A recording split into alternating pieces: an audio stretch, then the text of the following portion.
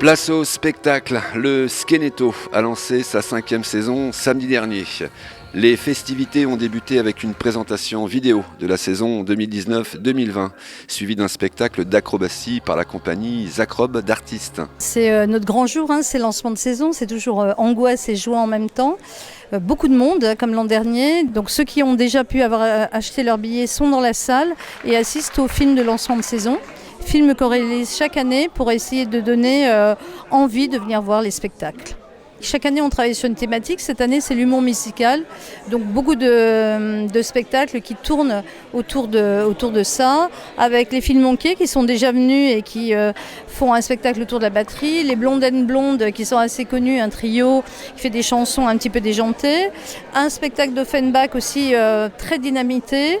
Et puis chaque année pour le 8 mars, on fait une soirée femmes autour de 2 humoristes féminines qui sont très différentes toutes les deux, une plus en poésie et l'autre c'est une Belge aussi qui déménage.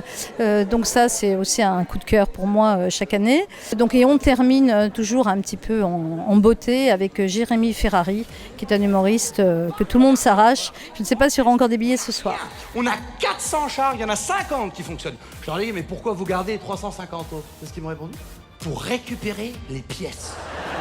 On anime toujours cette journée, donc il y aura 2 spectacles des acrobatistes, qui est un collectif de jeunes universitaires de Dijon, souvent des étudiants en sport, et qui font des acrobaties, de très jolis spectacles que j'ai eu l'occasion de voir lors d'une autre inauguration, et ça m'a plu, et je l'ai fait venir cette année.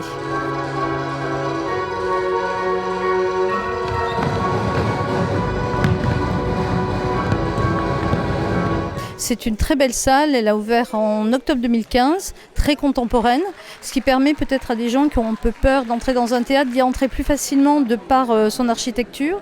C'est une salle à laquelle la population a participé d'une certaine manière parce qu'il y a une signalétique qui est faite en boutons et les gens de Moneto et un petit peu d'ailleurs ont participé en donnant des boutons. Donc ils retrouvent un peu de leur âme dans cette salle. Pour cette nouvelle saison, le programme s'enrichit et se diversifie entre humour, théâtre, musique et danse. Le jeune public n'est pas oublié, avec une programmation riche à destination des scolaires et pouvant faire l'objet d'actions pédagogiques.